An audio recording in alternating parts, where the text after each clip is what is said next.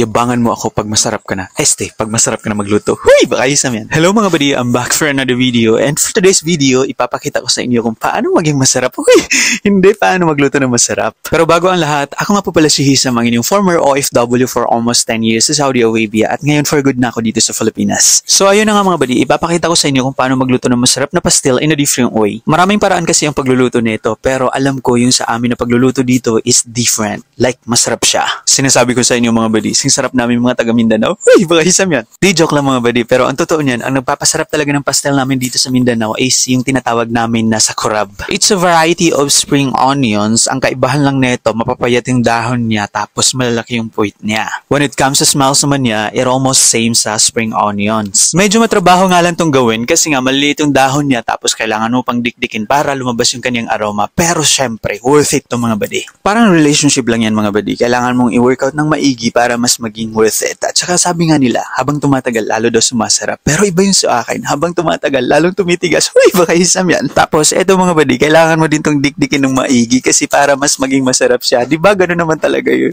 Kailangan mong ibayo ng ibayo para mas maging masarap. Uy, bakit kasi kailangan pang bayuhin to? Batuloy na iisip ko da.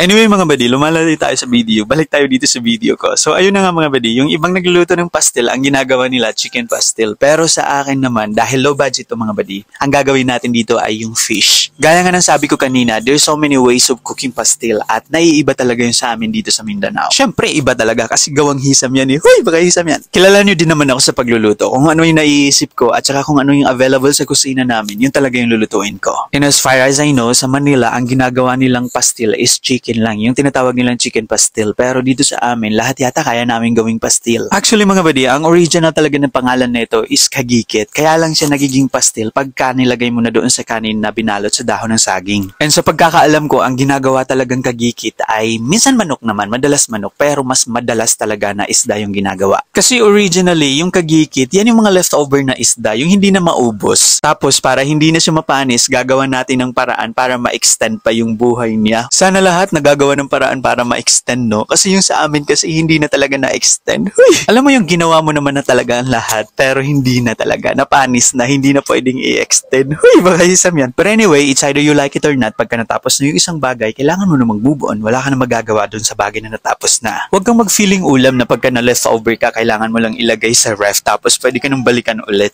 Walang ganun, B. Pagka iniwan ka, iwanan mo rin. Pagka pinalitan ka, palitan mo rin. Hala, ano, sila lang marunong tapos ikaw hindi. Hindi pwede yun. Dapat kung kaya nila, kaya mo rin gawin. Uy, kung masarap sila, dapat mas masarap ka.